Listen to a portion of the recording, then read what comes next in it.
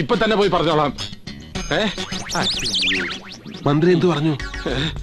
പദ്ധതി പിൻവലിച്ചു അവിടെ ചെന്ന് പറഞ്ഞ് സമരം അവസാനിപ്പിക്കണം. വേറെ ഒന്നും പറഞ്ഞില്ലേ? ഇങ്ങനെയുള്ള കുഴപ്പങ്ങൾ ഉണ്ടാക്കാൻ തായത് ഞാനാണെന്ന്. അത്രേ ഉള്ളോ? കഷ്ടമായി പോയി. മന്ത്രി ആയതുകൊണ്ട് ഒരു തന്തയ്ക്ക് വിളി ഞാൻ പ്രതീക്ഷിച്ചു. ഇത് ഞാൻ എങ്ങനെ അവിടെ ചെന്ന് പറയും? ചുമ്മാ പോയി പറയണം പ്രസിഡന്റ്. നാളെ മേനോൻ സാറ് തിരുവനന്തപുരത്ത് വരുന്നുണ്ട്. ഈ പറയുന്ന മന്ത്രിയുമായി അദ്ദേഹം നേരിൽ കാണുന്നുണ്ട്. പുഴയും കായലും മാത്രമല്ല, ശബരിമല വനഭൂമി മുതൽ കേരളത്തിലെ പ്രധാനപ്പെട്ട സ്ഥലങ്ങളിൽ മുഴുവൻ മാലതി ഗ്രൂപ്പ് പല പല പ്രോജക്ടുകൾ തുടങ്ങാൻ പോവല്ലേ. പോയി പറയണം.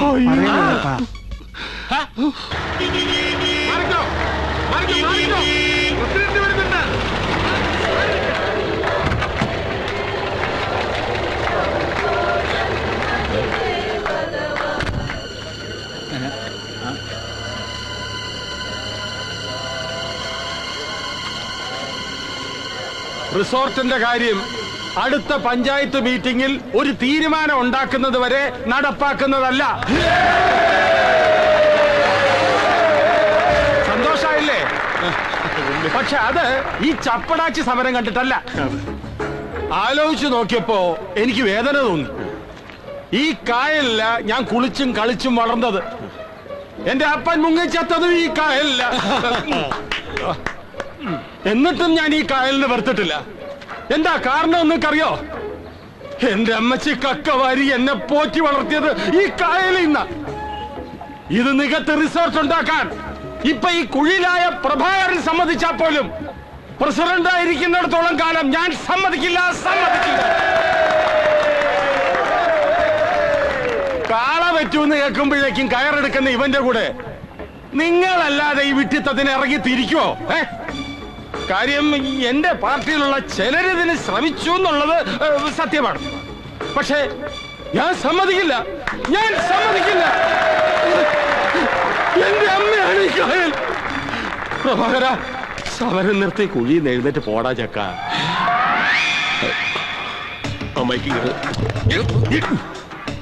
ബഹുമാനപ്പെട്ട പഞ്ചായത്ത് പ്രസിഡന്റ് അവറാച്ചന്റെ ത്യാഗനിർഭരമായ വെളിപ്പെടുത്തലിലൂടെ മെമ്പറുടെ സത്യാഗ്രഹ പ്രഹസനത്തിന് പ്രസക്തി ഇല്ലാതായിരിക്കുകയാണ്. അതുകൊണ്ട് ടിവിയിൽ മുഖം കാണിക്കാനും പത്രത്തിൽ പേര് വരുത്താനും വേണ്ടി നടത്തുന്ന ഇത്തരം വില കുറഞ്ഞ പരിപാടികൾ അവസാനിപ്പിച്ച് എല്ലാവരും അവറാച്ചനെ ജയ് വിളിച്ച് പിരിഞ്ഞു പോകേണ്ടതാണ്. അവറാച്ചനെ, ബഹുമാനപ്പെട്ട അവറാച്ചനെ,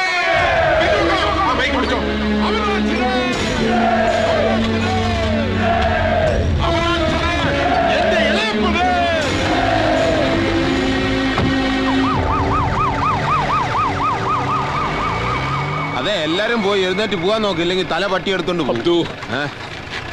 എന്നെ ഒന്ന് കേറ്റി തന്നിട്ട് പോടാ. ഉണ്ട്. സോറി, തിരക്കിനിടയിൽ ഞാനതങ്ങ് വിട്ടുപോയി.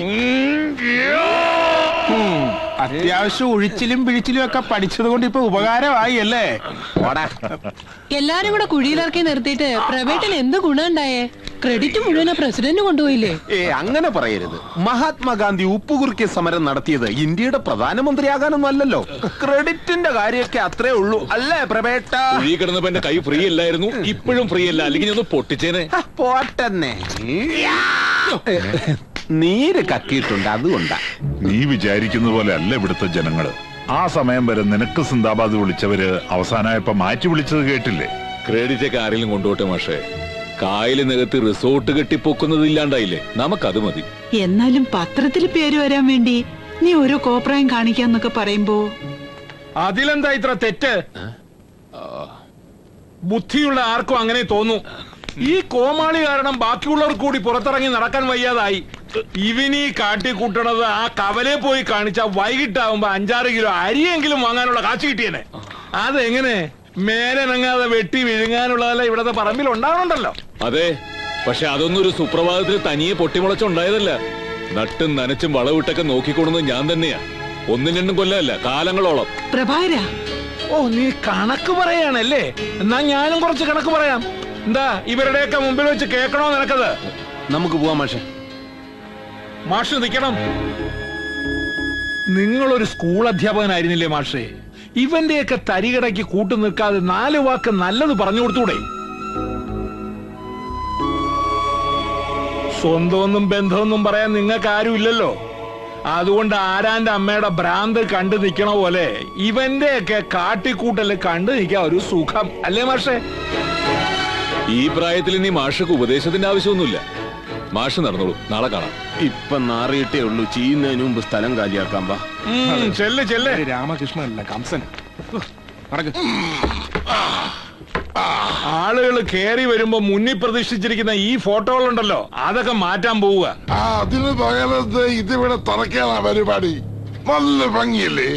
പ്രഭ എന്നും വിളക്ക് കൊളുത്തി തൊഴുന്ന ഫോട്ടോകളാണ് അതൊക്കെ. അതുകൊണ്ടെന്താ വടക്കേപ്പുറത്തെ ചായപ്പിൽ തറച്ചേരം തൊഴാലോ, കുഴപ്പമൊന്നുമില്ലല്ലോ. അതെ, ഒരാള് വന്ന് കേറുമ്പോഴത്തേക്ക് ഈ മഞ്ഞ പിടിച്ച ഫോട്ടോകളൊക്കെ ദുസ്സഗുണമാണെന്ന്. രമേശ വേണ്ടമ്മേ, ആരെങ്കിലും എന്തെങ്കിലും എവിടെയെങ്കിലും കൊണ്ടുവയ്ക്കട്ടെ. അമ്മ വന്നേ. പാടാ, ഇതൊന്ന് പിടിച്ചേ.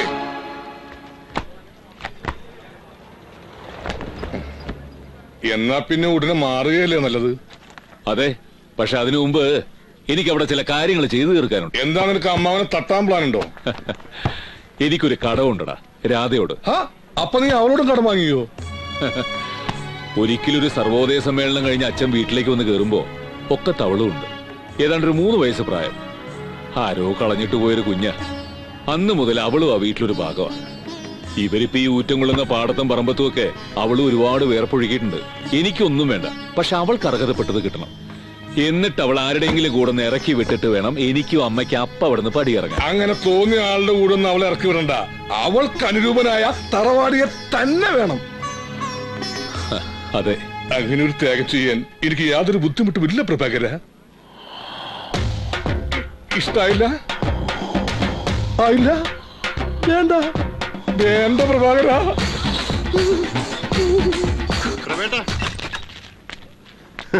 ഇന്ന് എന്തായാലും രക്ഷപ്പെടാൻ നോക്കണ്ട, ഞാൻ സമ്മതിക്കില്ല. രക്ഷപ്പെടുക എന്തിന്? നാറ്റിക്കരുത്. ഉത്തരവാദിത്തപ്പെട്ടൊരു പഞ്ചായത്ത് മെമ്പറാണ് ഞാൻ. നിന്റെ കാശിന് ഉറപ്പായിട്ട് തന്നേക്കാം, പ്ലീസ്. സമ്മതിച്ചു.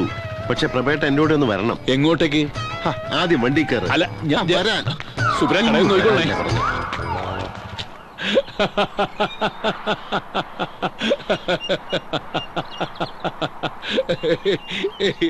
എന്താ പ്രഭേട്ട പറഞ്ഞതിലെന്തെങ്കിലും? ഇത് പറയാൻ വേണ്ടി ഇവിടം വരെ വരേണ്ട വല്ല കാര്യം ഉണ്ടായിരുന്നോ? ഈ സ്ഥലവും ചുറ്റുപാടൊക്കെ കണ്ടപ്പോ ഞാൻ കരുതി നീ എനിക്കിട്ട് 2 തരാൻ വേണ്ടി കൊണ്ടുവന്നു. എടാ പോത്തെ, രാധയെ കല്യാണം കഴിച്ചു തരുമോന്ന് ചോദിക്കാൻ വേണ്ടിയായിരുന്നെങ്കിൽ ഇത്ര വളഞ്ഞു പിടിക്കേണ്ട കാര്യം ഉണ്ടായിരുന്നോ? അത് ഞാൻ പ്രഭേട്ടനോട്. എന്തായാലും ഇങ്ങനെ ഒരു കാര്യം പറഞ്ഞില്ലേ സന്തോഷം. ബാക്കി ഞാൻ നോക്കിക്കോളാം, നീ ചെല്ല്. ഞാൻ ബുക്ക് സ്റ്റാളിൽ വിടാം. വേണ്ട വേണ്ട, കോൾപ്പാടം കമ്മിറ്റിയുടെ മീറ്റിംഗ് ഉണ്ട്. എനിക്ക് ഇവിടുന്ന് നടക്കാനുള്ള ദൂരേ ഉള്ളൂ, നീ വിട്ടോ.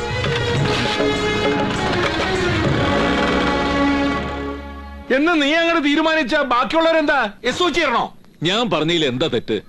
കാലങ്ങളായിട്ട് ഈ കുടുംബത്തിന് വേണ്ടി കഷ്ടപ്പെടുന്ന ഒരു കുട്ടി, അവൾക്ക് അർഹതപ്പെട്ടത് കൊടുക്കണമെന്നല്ലേ ഞാൻ ഉദ്ദേശിച്ചുള്ളൂ. ന്യായം പറയച്ച ആർക്കും ഒരു അർഹതയില്ല. ഒക്കെ രാമകൃഷ്ണന്റെ മുതലാ. അതെ, നിന്റെ അച്ഛന്റെയും വെല്ലിച്ചന്റെയും കൊടനായക മൂലം തറവാട് ജപ്തി ചെയ്ത് പോകാൻ തുടങ്ങിയപ്പോ കടങ്ങൾ മുഴുവൻ തീർത്ത് സ്വന്തം പേര് രജിസ്റ്റർ ചെയ്ത് എന്റെ അനിയൻ രാമകൃഷ്ണൻ. ഓ, സമ്മതിച്ചു. ജീവിതകാലം മുഴുവൻ താമസിച്ചോളാൻ പറഞ്ഞ് ഈ വീടും പറമ്പും വല്യമ്മാവനെയും എന്റെ അമ്മയും ഏൽപ്പിക്കുമ്പോ ഇതിന്റെ പുറകിലുള്ള പാടവും പറമ്പൊക്കെ വെറും തരിശായിരുന്നു. 5-8 വയസ്സ് മുതൽ കൊത്തിയും കിളച്ചും അതൊക്കെ ഇങ്ങനെ ആക്കിയെടുത്തത് അവളും കൂടിയാ. ദേ ഇന്ന് രാവിലെ പാടത്തേക്ക് പോയി അവൾ ഇതുവരെ തിരിച്ചു കയറിയിട്ടില്ല. തേങ്ങ വിൽക്കാൻ നേരത്തെ എണ്ണം നോക്കി കാശ് വാങ്ങാന്നല്ലാതെ ഒരെണ്ണം പെറുക്കിയെടുക്കാൻ പോലും നിന്നിട്ടുണ്ടോ വല്യമ്മാവൻ ഇതുവരെ? ഇല്ലല്ലോ. നീ അത്ര വലിയ കണക്കൊന്നും പറയണ്ട. നീയും നിന്റെ അമ്മയും ആ പെണ്ണും ഇത്രയും കാലം വാടക കൊടുക്കാതെ താമസിച്ചതിന്റെ കണക്കൊന്നും ഞാൻ സൂക്ഷിച്ചിട്ടില്ലല്ലോ. ഓഹോ, അപ്പൊ അങ്ങനെയാണ് കാര്യങ്ങള്. ശരി, ഇനി നിങ്ങൾ ആരും സഹായിച്ചില്ലെങ്കിലും രാധയുടെ വിവാഹം ഞാൻ നടത്തും. പിന്നെ കഴിഞ്ഞ 36 വർഷം ഞാനും എന്റെ അമ്മയും ഇവിടെ താമസിച്ചതിന്റെ വാടക കുടിശ്ശിക സഹിതം തന്നു തീർത്തിട്ട് പ്രഭാകരൻ ഈ വീടിന്റെ പടിയിറങ്ങും. ആ നഷ്ടത്തിന്റെ കണക്കൊക്കെ കൂട്ടി ഇനി ഇവിടെ ആരും പരിഭ്രമിക്കണ്ട.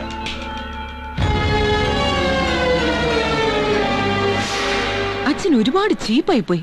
ഇത്രയും തരം താഴേണ്ടിയിരുന്നില്ല. നീ എന്നെ ഗുണദോഷിക്കാനൊന്നും വരണ്ട. ഇല്ല, ഞാൻ മിണ്ടുന്നില്ല. ബോംബെയിലായിരുന്നപ്പോഴും ഞാൻ മിണ്ടിയിരുന്നില്ലല്ലോ. മാർവാടികൾ വന്ന് മുഴുവനോടെ പിഴുതോണ്ട് പോയിട്ടും അച്ഛന്റെ ദുരാഗ്രഹം മാറിയില്ലല്ലോ. അതിലെനിക്ക് സഹതാപം തോന്നുന്നു. പോലെ കല്യാണം നടത്തുന്നൊക്കെ വാശി പിടിക്കാൻ എളുപ്പ, പക്ഷെ ചില്ലറ വേണ്ടേ? അതെ, പ്രഭേട്ടന്റെ അവസ്ഥ സുരേഷിന് അറിയാമല്ലോ. പെണ്ണിനെ പിടിച്ചിറക്കി കൊടുക്കുക, അവൻ കൊണ്ടുപോട്ടെന്ന്. അത് അവളോട് ചെയ്യുന്ന തെറ്റാ. തറവാട് പറമ്പിനോട് ചേർന്ന് അച്ഛന്റെ പേരിൽ കിടപ്പുണ്ട് ഒരു 25 സെന്റ് സ്ഥലം. അത് വിറ്റ ഇപ്പത്തെ ഒരു അവസ്ഥയിൽ ഒരു 5-6 ലക്ഷം രൂപയെങ്കിലും കിട്ടില്ലേ മാഷേ? പക്ഷെ ആര് വാങ്ങും പ്രഭാര? ഏക്കർ കണക്കിന് വാങ്ങിക്കൂട്ടാൻ മുതലാളിമാരുണ്ട്. 5-10 സെന്റ് വാങ്ങണത് വീട് വെച്ച് താമസിക്കാനുള്ള പാവങ്ങളാ. അവരുടെ ഒട്ട് കാശുമില്ല. സഹകരണ ബാങ്കിൽ പണയം വെച്ചാ ഏറിയ 1 ലക്ഷം രൂപ കിട്ടും. അത് മതിയോ നിനക്ക്? ഏത് സമയത്തും കാശെടുക്കാൻ പറ്റണ ഒരാളെ ഈ നാട്ടിലുള്ളൂ. ആരാ? പ്രസിഡന്റ് അവറാച്ചൻ. ദേ അബ്ദു തമാശ പറയാനുള്ള നേരമല്ല കേട്ടോ. അതൊരു കാര്യമായിട്ടാ എനിക്ക് തോന്നണത്. മാഷ് എന്തായി പറയുന്നത്? നിന്റെ വികാരം എനിക്ക് മനസ്സിലാവും.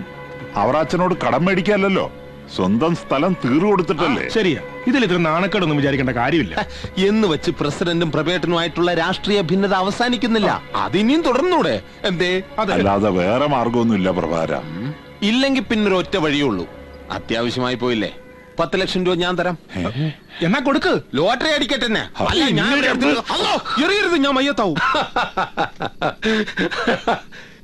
എടാ ചാണ്ടി, നിനക്കിത് കേട്ടിട്ട് ചിരി വരുന്നില്ലേ? പിന്നെ എന്താടാ പോത്തെ വാ തുറന്ന് ചിരിക്കാത്ത? കറക്റ്റ്. ഇത് ചോദിക്കാൻ അവൻ എന്താ നേരിട്ട് വരാത്തത്? ഞാൻ മുഖത്ത് നോക്കി ഒരു ആട്ടാട്ടോന്ന് പേടിച്ചിട്ടുണ്ടാവും അല്ലേ? അതിപ്പോ എവരെ ആട്ടാമല്ലോ. ഓട്ടറ ചാണ്ടി, എന്റെ മക്കൾ അക്ഷരം പഠിപ്പിച്ച അധ്യാപകനല്ലേ, അവമാനിക്കണ്ട. എന്നാ മാഷിനെ ആട്ടിയത് മാത്രം പിൻവലിച്ചിരിക്കുന്നു. 2 സ്ഥലം കാലിയാക്ക്. അതെ, ഇളയപ്പന്റെ പൂത്ത കാശുണ്ട്, പക്ഷെ അതുകൊണ്ട് അവന്റെ സ്ഥലം വാങ്ങാൻ ഉദ്ദേശിച്ചിട്ടില്ല. ഇറങ്ങ വെളിയില്, ഇറങ്ങാം. നിക്ക് മാഷേ. ചാണ്ടി, ആദ്യമായിട്ട് സഹായം ചോദിച്ചു വന്നല്ലേ, മടക്കണ്ട. നമുക്കതങ്ങോട്ട് വാങ്ങാം. എന്താ? അല്ല, ഞാൻ സ്ഥലം വാങ്ങാം, പക്ഷെ എനിക്ക് കണ്ടീഷൻസ് ഒക്കെ ഉണ്ട്.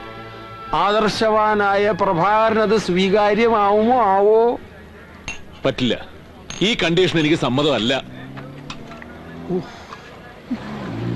6 ലക്ഷം രൂപയ്ക്ക് ഒരാൾ എന്റെ സ്ഥലം മേടിക്കുകയാണെങ്കിൽ അത്രയും തുകയ്ക്കുള്ള മുദ്രപത്രവും വാങ്ങണം. അല്ലാതെ 60,000 രൂപ മാത്രം ആധാരത്തിൽ കാണിച്ച് ബാക്കി 5,40,000 രൂപ സർക്കാരിനെ പറ്റിക്കുന്ന പരിപാടി എന്റെ ആദർശത്തിന് ചേർന്നതല്ല. അത് കറക്റ്റ്. ആദർശം കളഞ്ഞാ പ്രഭാകരനില്ല, പീരിയില്ലാത്ത പുട്ടുപോലെ അല്ലേ പ്രഭാകര? മിസ്റ്റർ പ്രഭാകരൻ, ഭരണകൂടം എല്ലാ കാലത്തും ഒരു മർദ്ദക ദുർഗമാണ്. ആധാരത്തിൽ വില കുറച്ചു കാണിക്കുക എന്നാൽ സർക്കാരിനെ പറ്റിക്കുക എന്നല്ല, ആ വ്യവസ്ഥിതിക്കെതിരെ പോരാടുക എന്നാണ് അർത്ഥം. അങ്ങനെ മനസ്സിലാക്കിക്കൂടെ പ്രഭാകര? ഒന്ന് അവിടെ ഇരിക്കണോ? എടാ, ഇതിപ്പോ നീ മാത്രമൊന്നുമല്ല, ഈ ഇന്ത്യ മഹാരാജ്യത്തെ എല്ലാവരും ചെയ്യണതാ. പിന്നെന്താ? ഞാൻ പറഞ്ഞില്ലല്ലോ, എന്നെ കൊണ്ട് സർക്കാരിനെ വഞ്ചിക്കാൻ സാധ്യമല്ല എന്നല്ലേ ഞാൻ പറഞ്ഞുള്ളൂ. എന്നാ ഒന്നും കൊടുക്കാതെ അവളെ അവന്റെ